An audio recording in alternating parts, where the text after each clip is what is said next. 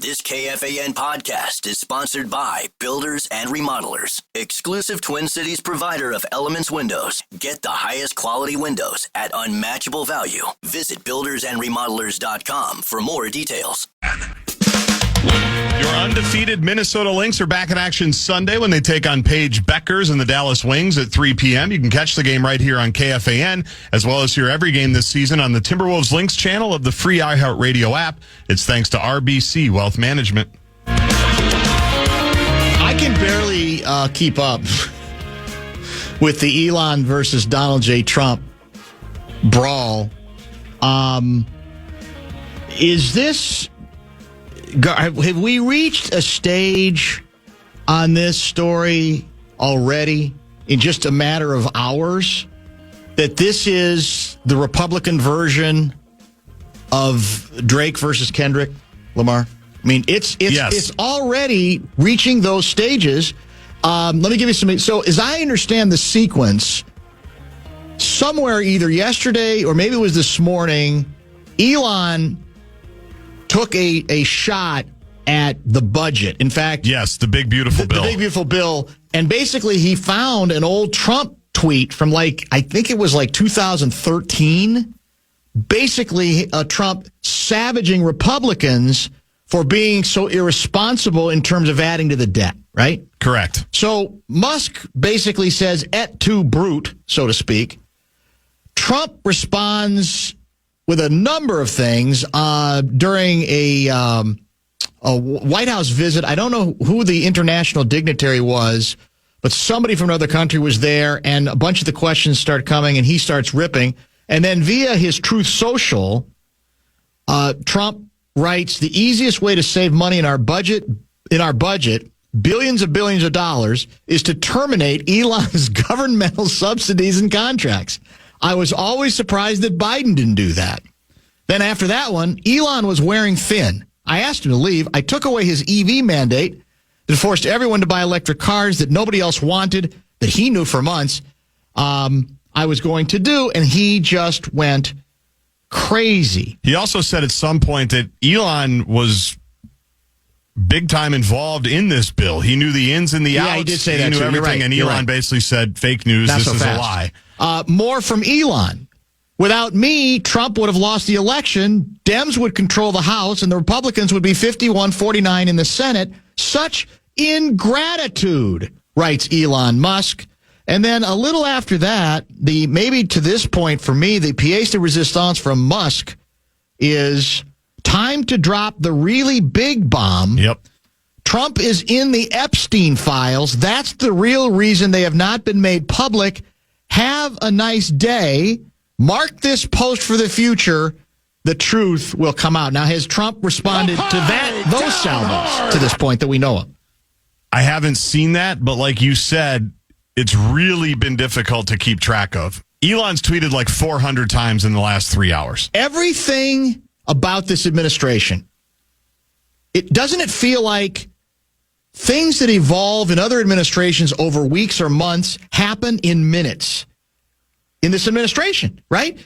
Another example, Steve Bannon, your guy, they should initiate a formal investigation of his immigration status because I am of the strong belief that he is an illegal alien. Yeah. And he should be deported from the country immediately. There's been some reporting on that. Phone interview. It's just, so he's gone. And, here's the other thing. Somebody, one of the online wits mentioned, and it's true, you're almost going to get, the rest of us who don't inhabit in the hardcore world, or inhabit the hardcore world of Sharks and Jets, our heads are going to be spinning because by tomorrow, Elon Musk will have become, if not already now, a hero, a darling of the Sharks again because he has turned on the guy they hate.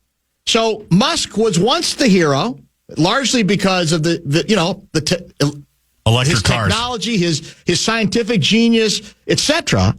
Then he became that other guy, that evil guy, because he aligned himself with Trump and then got involved in a lot of irresponsible stuff with Doge.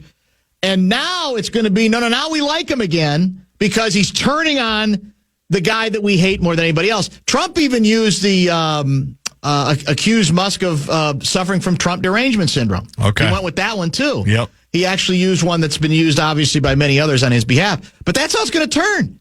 In another week, Elon Musk is going to be a darling of the right, and they're probably going to try to be getting money from him on the Democratic side to defeat Trump in the midterms or, Republican candidates.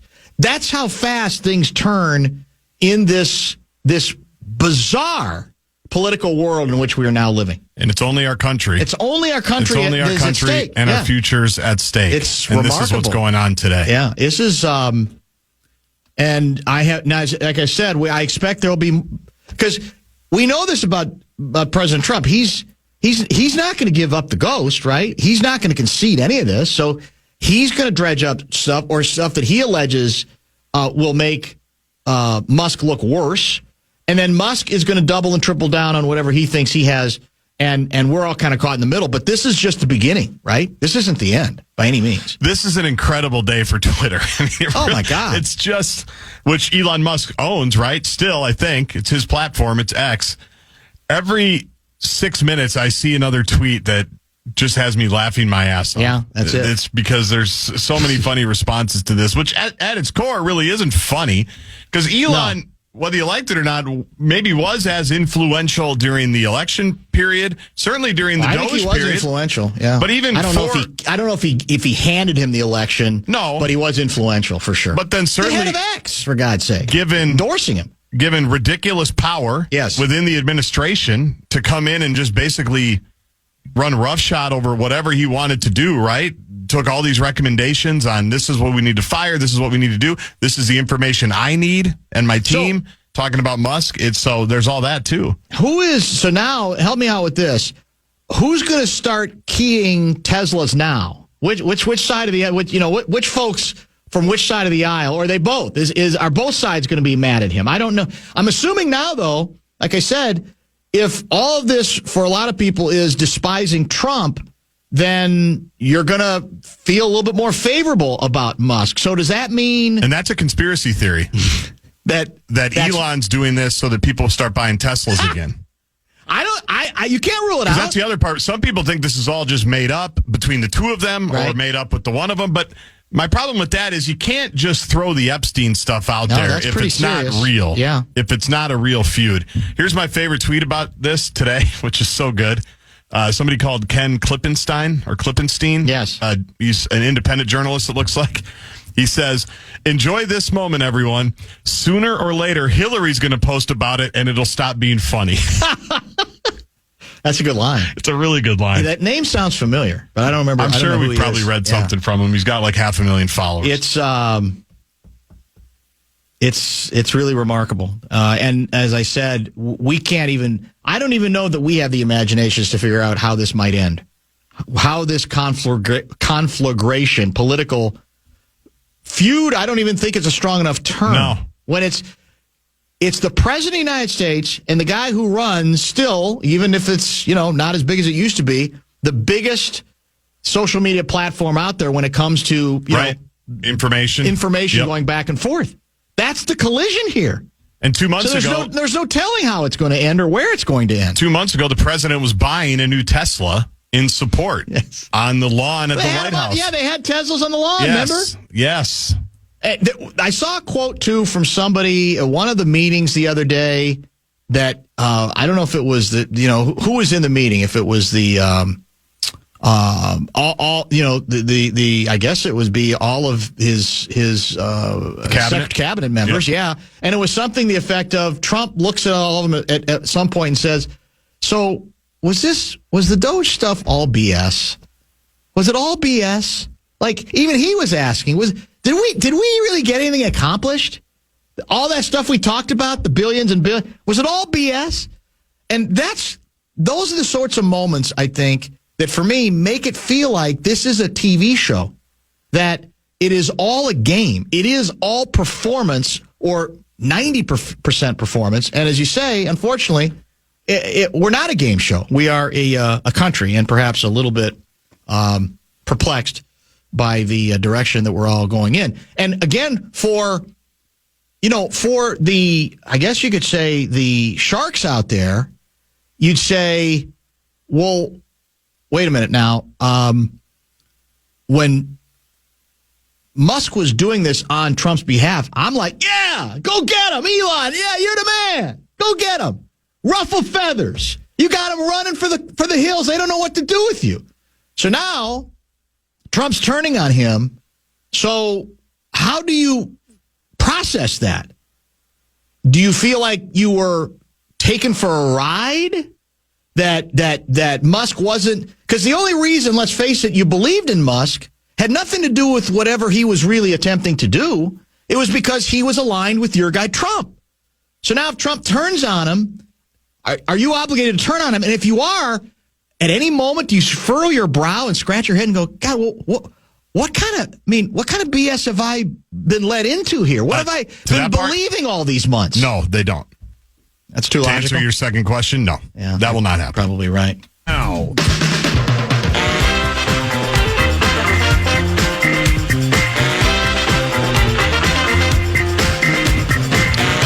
Lou Raguse has been covering the Derek Thompson murder trial and is going to give us the very latest there on that story. Maybe if we have time, a couple other things as well. He's kind enough to join us on a busy day via the Connecticut Water Systems Hotline. Thank you for the time again, sir. Will you remind our audience of what this case is all about? Absolutely, Dan. Thanks for having me on, first of all. This was a horrible crash that happened back in June of 2023 in which Derek Thompson, who is the son of former state lawmaker John Thompson, ran through a red light, allegedly. Whether he's the driver is kind of the contested point, I guess. He's accused of running through a red light going 90 miles per hour, striking a vehicle that had 5 young Somali women inside, 3 of them first cousins, the other 2 best friends, instantly killing them, then running from the scene of the crime. So he is now stood trial here, 5 days of testimony, closing arguments this morning on third-degree murder charges as well as criminal vehicular homicide.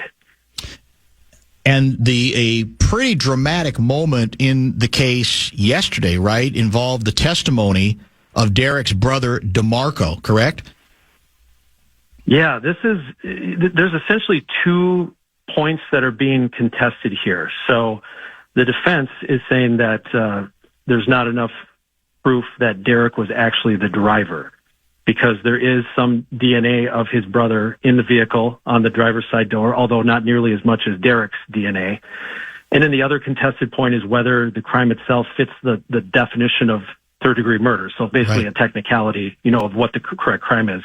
And so we did not expect the brother to come in and testify, because you can always plead the fifth, just sure. like on movies.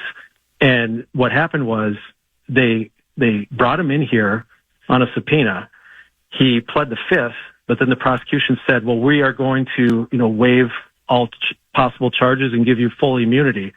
So then therefore there's nothing to plead the fifth to, because there's no way to incriminate himself if he has immunity. And so therefore he had to testify, kind of against his will. And he said that he never was in that Escalade. He never sat in the Escalade, let alone being the driver.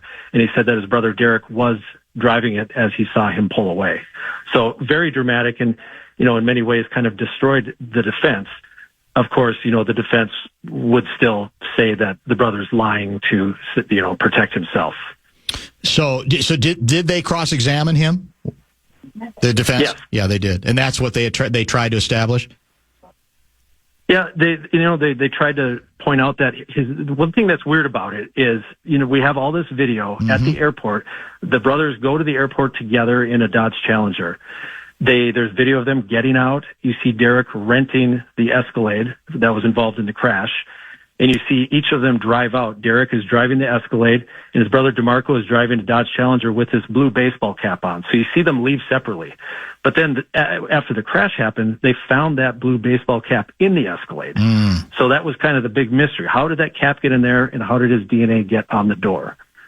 And so the defense theory was that DeMarco was in the car. Not only that, but he may have been driving the car. That's the crux of the defense here. There is a lot of evidence, though, that Derek was driving, especially with some comments that he made early on in the investigation. His girlfriend testified that he told her he was driving. And there's a phone call with his mom from jail where he's talking about his blood results coming back and hoping that they come back with him sober. And it's kind of like, why would you say that unless you're the driver? If you're the passenger, it doesn't matter what your blood results were.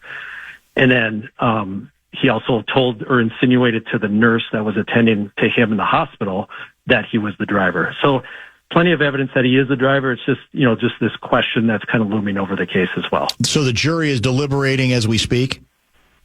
Yeah, the closing argument's finished at 11:30. It seems like there's just tons of evidence against him, so I think a lot of people thought there would be a quick verdict. But here we are, creeping up on 4:30, and there's still no verdict yet. I believe they'll deliberate at least until 4:30 or 5, unless they're really close, and she might give them a little extra time. So horrible. Otherwise, they'd have to come back in the morning. I don't have to tell you, this is a horrible story. It was a horrible scene, horrible set of circumstances. And yet I can remember over the years talking to a good friend, Joe Friedberg, when we get to third-degree murder, things get tricky sometimes. And, in fact, I saw you had, I think, a link to the defense attorney talking about characterizing the driving action as reckless but not depraved. That's where we got, I guess, have to get in the weeds a little bit here, right? Is that those are the sorts of distinctions that matter. And I can give you a little more context because I can say things that the lawyers aren't allowed to say in the courtroom to a jury. But think about criminal vehicular homicide. That's the lesser charge that he's charged with. Right. Think of that as like a texting while driving kind of crash that kills a person. Obviously they're being reckless and they cause the death of another. That's kind of a textbook criminal vehicular homicide case. Well, they thought this one is so much worse than that perhaps it rises to the level of murder. But in order to prove third-degree murder, you have to prove that he had indifference to human life, meaning he's going to drive that fast and go through any stoplight, and it doesn't matter who he kills. He doesn't care. He just is only caring about himself. And that's the crux of what the argument is here. And in terms of what you heard, in terms of the effort by the prosecution to say, yes, this fits, depraved fits, how do you think they did? What was their approach? I think they did a great job because there's this super offensive bit of video and audio recording when they detained Derek Thompson before he was under arrest, where he was saying things like, how long is this going to take? I don't want to be out here all night. I have things to do on my Friday night, And it just sounds horrible. And that sounds indifferent to human life. And the fact that he didn't hit the brake until a split second before the crash. In fact, he had the accelerator to the floor as he was coming up on this intersection on Lake Street, which if you've been over there, there's always pedestrians. Right. It's a busy intersection. And so, yeah, there's a lot that is indifferent to human life. The prosecution was hamstrung a little bit, though, because he also had a gun and drugs in the car. And their original theory that they wanted to argue was that he's a drug dealer and he's a felon. And if he gets caught with that gun, it's an automatic 5 years in prison. So he was going to do whatever it took to get away from the trooper that he saw on 35W because he knew he'd be going straight to prison if he got pulled over. So the judge actually ruled that the jury in this case could not find out about the guns or the drugs because the judge decided that they weren't relevant enough to the crimes that are charged. So the prosecution couldn't argue the way that they originally wanted to argue. By the way, to get back real quick, because I know you're short on time, we'll keep this pretty fast, chatting with KARE 11's Lou Raguse about the DeMarco Thompson testimony that he had pleaded, his deal was, I don't want to testify because I'm going to plead the fifth. And so on this occasion, I think like in real time, correct, the judge made the clarification that we're not here, you're not going to be asked about other things that might compromise you. We're here to ask you specific questions that have to do with this particular case. Is that correct? How unusual is that? Yeah, exactly. Because you plead the fifth, and your reason for pleading the fifth is because of possible incrimination on the gun and the drugs that were in the car. Even though Derek Thompson has already been convicted for that in federal court, but he could potentially get himself jammed up for that. And the prosecution promised the judge, we're not going to ask about that stuff at all. We're only going to ask about questions about whether or not he was the driver. That was when the judge, before the jury was in the room, when the judge hears that, clarification, they basically tell her exactly what they're going to ask. Then she made the decision, okay, as long as you stick it to that, then you can go ahead with this line of questioning. So the jury, how does the jury work in this case? Is it like they work until they deliberate till 5 o'clock and then they go home? Or are they sequestered? I can't even remember what was happening with this jury. Yeah, they're not sequestered, and it's not a secret jury in this case or anything like that. Right. This judge generally has them deliberate until 4:30 or 5 and then send them home. But just, generally in any case, if they're like really close, a judge will often say, okay, just keep at it for another half hour and see if we get there. But I think in the next few minutes here, or maybe as late as 5 o'clock, we'll know exactly if they're going home or not. I appreciate the help again on short notice. We'll keep in touch on this case and others. Thanks, Lou. Anytime. Appreciate you. KARE 11's Lou Raguse, good background on the Derek Thompson trial. The verdict is not in. The jury, as far as we know, as far as he knows, continues to deliberate after closing statements were made earlier today. We have, don't forget, Richard Pitino coming up at 5:30. There is an NBA Finals connection, plus we'll get caught up with him on his new job, right? Because we have not chatted with him since he made the move from New Mexico to Xavier, Cincinnati, Ohio. And Top 5 at 5 yet to come. Dr. Dan's inbox, though. We think it's a good day for the inbox. There's a lot of good options, one could say, including that Trump versus Elon end of the bromance. But whatever works for you, all of that coming up with Guardsy. Head over to the contest page, KFAN.com. Your chance to win a 2-night stay at Breezy Point Resort for 4, including golf. All thanks to Custom One. It's KFAN.com, keyword contests. What is the Trump-Elon update? Anything while we were chatting with Lou Raguse? I'll be honest, I wasn't tracking for anything. Okay. I'm just assuming they're coming like every hour now. Yeah, after the Epstein thing. Is that the mic drop? Well, I mean, Elon's tweeted more stuff. But a lot more stuff. Right. Trump, I don't know if he's gotten ahead of any of that stuff yet. All right, well, plenty of time. We're on till 6:30. You want to start the inbox? It's time for Dr. Dan's Inbox. Letters. Oh, we get letters. We get your letters every day. Brought to you by? A company to be named later. Okay. It's available. It is available. And we have, Dan, Dr. Dan's Inbox history today. How so? Well, I'll just outline it here for right. you. This letter came in at 1:06 today, so a couple of hours ago. All right. And you can still get in, JG at KFAN.com. We've got about 20 minutes. Well, that would be more than 3 hours ago. I mean, I could have said a few. You were being like, I just went with a literal. couple. Okay, well, yeah. I don't want to get you in for, we're already get mocked for our math issues, and I just didn't want to put you in a position where people go, you don't even realize that's like 3.5 hours? Anyway. Yeah. I understand. Thank you for trying to protect me. Yeah. Dear Dr. Dan, we are all disappointed that our ace, P. Lopez, is going to be out for a few months. He's a really good pitcher, and more important, a great guy. The pundits said that the pitching is the strength of the team, and now we have to show it.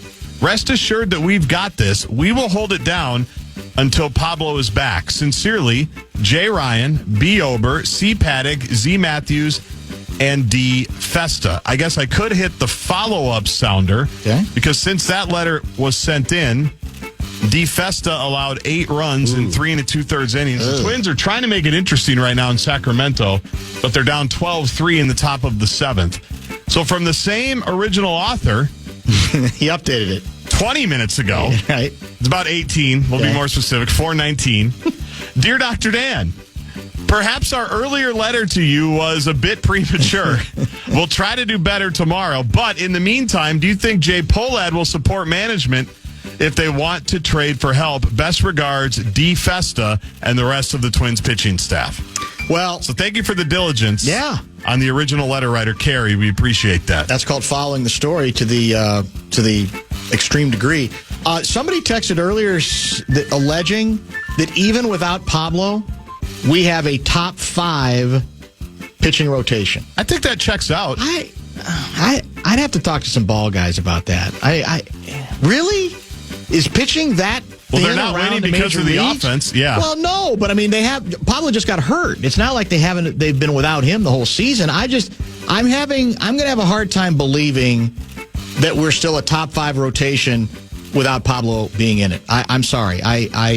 Maybe, like I said, I'm not paying attention to starting pitching the way I once did. Not sure. That still seems a little optimistic to me. That's not the same thing as saying that they don't have enough depth, that they don't necessarily have to fall off the end of a table. But I don't know how you lose. It's not even an indictment. I don't know how you lose a pitcher of that caliber. And look, part of that, belief is that one of the kids is going to be okay, right? Festa included. Who's the other one that you named? Z. Matthews? Yeah. And, I'm not giving up on Festa after today. Baseball's a marathon, not a sprint. But we do too much. Sometimes I think we just do too much projecting on the basis of what we're told regarding the kind of promise that these pitchers have. But, close circuit to Gleeman. Maybe he'll tell us that even without him, we're top 5.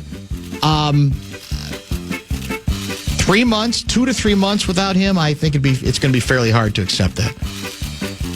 It's time for Dr. Dan's Inbox.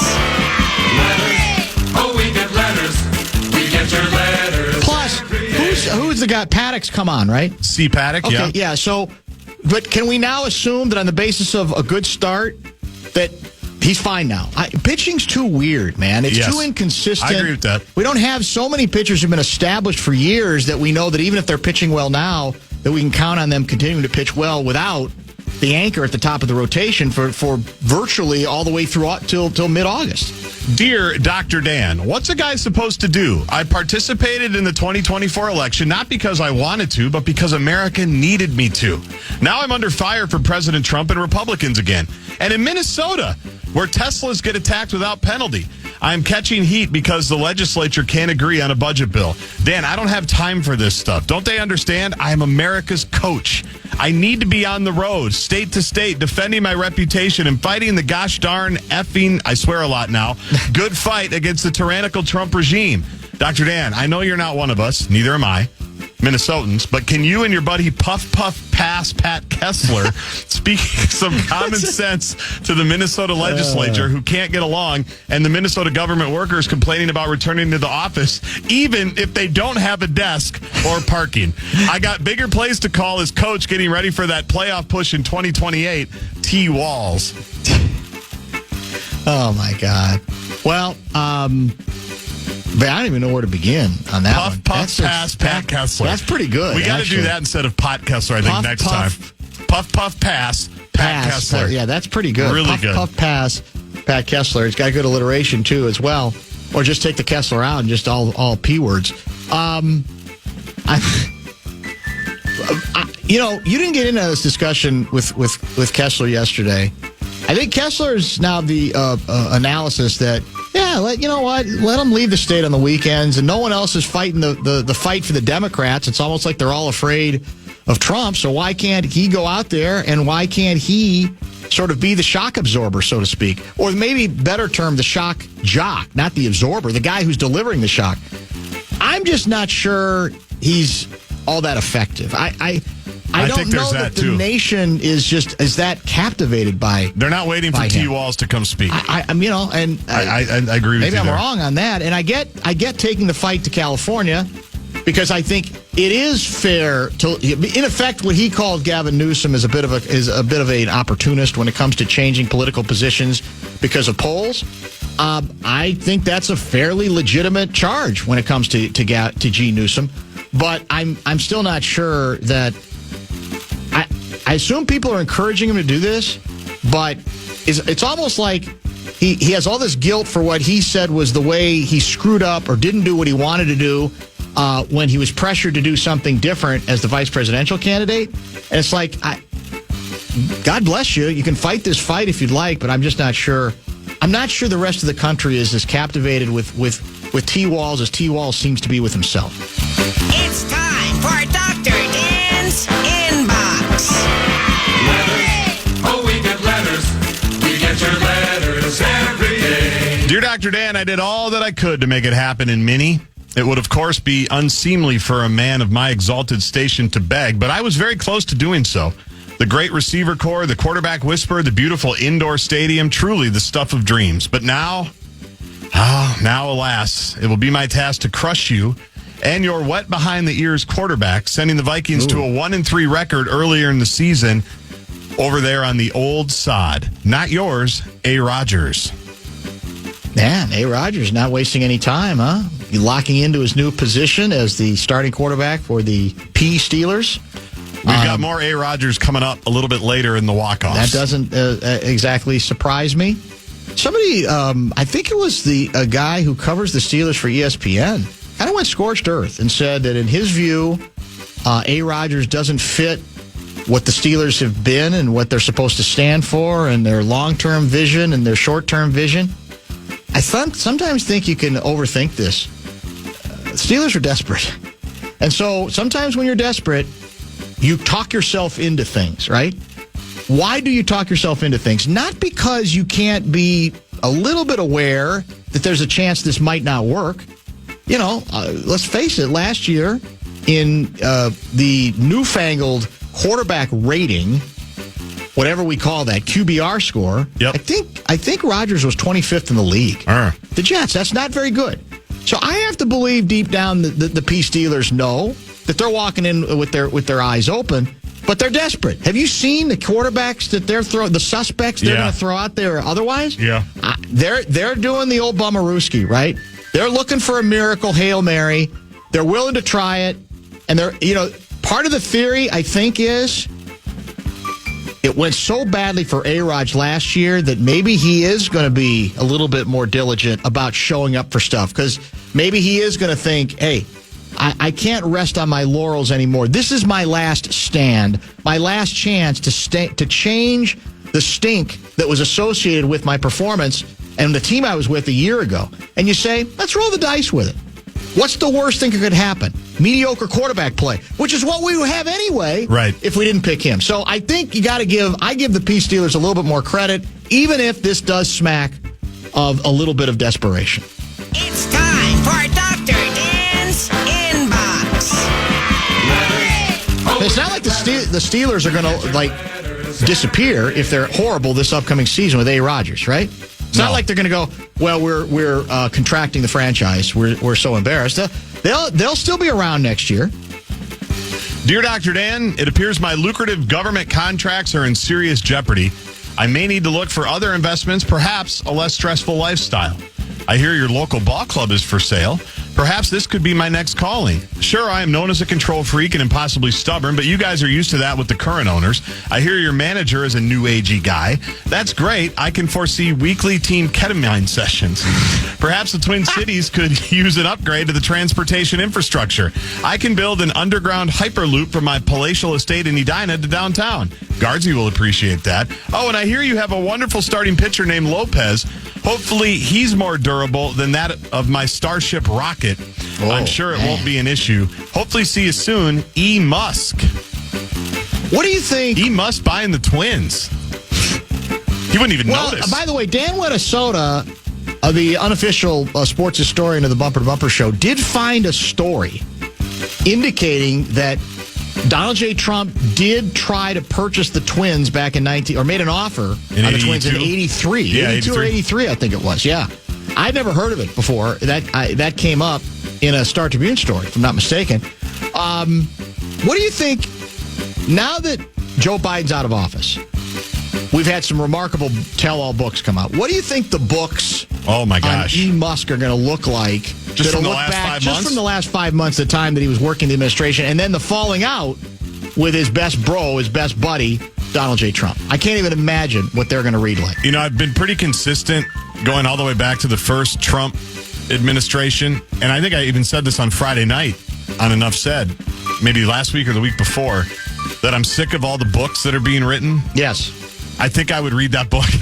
I think I would buy that book and read that book. You're hard not to. I'd be interested to know, because this does feel like a different level of craziness. Of just speaking of rockets, just the comet that was Elon Musk with President Trump going back to last summer and now ending here last week and now maybe forever on June 5th. I might read that book. More from Steve Bannon. I mentioned that he had declared just within the last hour or two that the Trump administration should initiate a formal investigation of his immigration status. It goes on to say that Trump administration should also investigate Musk's drug use, as reported by the Times, and his effort to get a classified briefing on China from the Pentagon, which was also reported by the Times.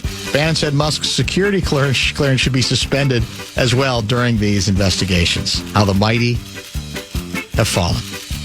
It's time for Dr. Dan's Inbox. Letters. Oh, we get letters.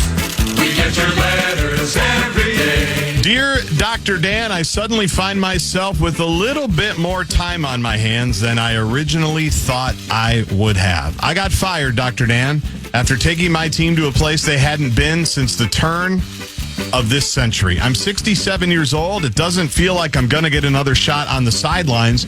I used to listen to your show daily, or at least podcast, when I was back in Mini.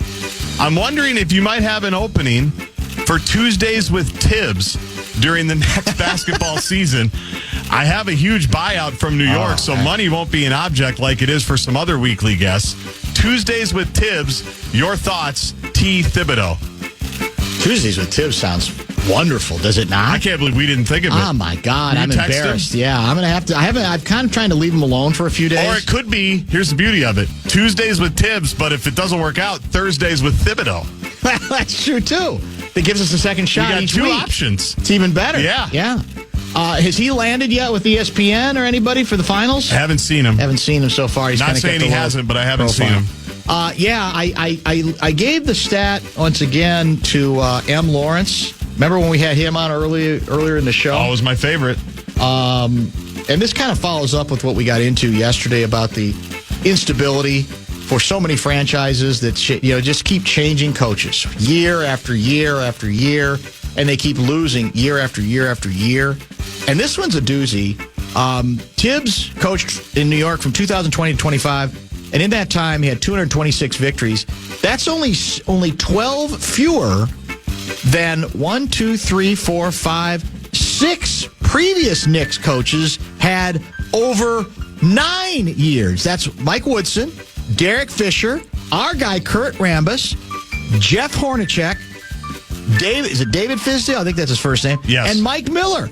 And again, you can have whatever opinion you have of Tibbs and whether he's modernized stuff enough or if players are kind of down on him, whatever the case may be. At some point, there has to be, I think, some acknowledgement of performance. And given the fact that the Knicks have a good starting lineup, but very little depth, and I don't think that's just because Tibbs won't play it, the fact that you finally have something far greater than futility and you still just cavalierly throw it away in the hopes of, well, there's somebody out there that can, get us past where Tibbs has.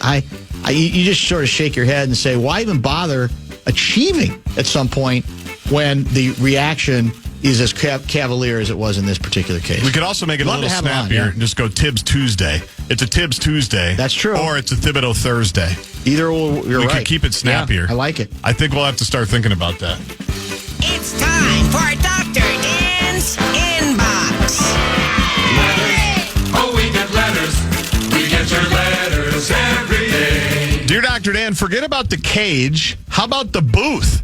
Me and your C Cubs will be in town next month, and one of the nights is Dollar Dog Night. The only former Twins on the club are C. Thielbar and R. Presley, so we shouldn't see any dogs, coins, or batteries thrown on the field. Sincerely, R. Coomer. R. Coomer. We haven't talked to Coom Dog in We forever. haven't. I know, and he's coming to town next month. Aren't the Cubs in first place? I was going to ask you. I think they are. I should know, but I don't. It's your squad. You can double check it. I don't think their record's great. 38-23. They're 4 games clear that's of better than I thought. the Yeah. hated Cardinals. Well, They're there in you first go. place. Another reason to catch it. When are they coming? Let me pull up the schedule. I think it's middle of July. Wow, that might be one of those occasions where there are more Cub fans than there are Twins fans. Aaron Gleeman. We know how it works. That's kind of how it works. July 8th, 9th, and 10th. Tuesday, Wednesday, and Thursday. Are tickets available? You can buy tickets, yeah. Not bad. Tuesday, Wednesday, Thursday, the Cubs are coming to That town. is a good callback to Coom Dog. I can't wait for Dollar Dog Night either. Nothing quite like it. I was at that Knobloch game. When people started throwing wieners at them? Yeah, I was in the left field. I was like down the So foul. if you're going to throw a hot dog at Knobloch or anybody, do you throw it without the bun because you can get better distance? If you throw the hot dog with the bun, will it go as far as if you just throw the wiener? No, I think if you just throw the wiener, It goes farther, right? Yeah. I would think. Yes, I would think so. Now, I'm not a great, what are we looking for? What's your specialty have to be to understand scientifically? Aerodynamics? Aerodynamics, whatever it is. Somebody would be. But I got to believe the hot dog itself is you can get a little bit more distance. The bun's going to slow you down. I think it would. Yeah, like a parachute then almost. again, those buns were so hard That's true. that you could say it's not going to slow you down at all. They're like concrete. They were good, though. They were? The Dome Dogs? Yes. I think they were overrated. No. I think you just like the alliteration. That was part of it. That was part of it, but the best part was knowing, like...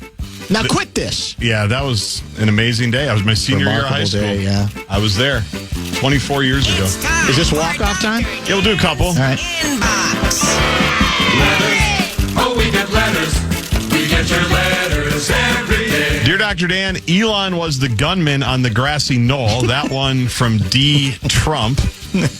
And there's this one. Dear Dr. Dan, it's really not fair. On a day that should be all about me, this feud breaks out. A. Rogers. It's a great point. Very, very true, Davey. So I Has think, he hasn't spoken yet, though, right? I don't think he has. It's just been reports, or did the Steelers announce that he's coming to the team? I don't think Steelers announced it. Anything yet? Okay. Yeah, I think it's just But he is reports. allegedly going to take part in their mini camp, which I don't. Did he do any mini camps last year? I think he was much more likely last year to mainly chew bark and then occasionally whisper to the gods, as Terry Bradshaw put it. And where did he go? He went to like Egypt or something? He was all over the Yeah. place, and then he was doing a couple darkness retreats. He was doing all that kind of stuff, was he not? I wonder if there's any part of KOC that's a little bit down. That deep down he wanted to keep that door open.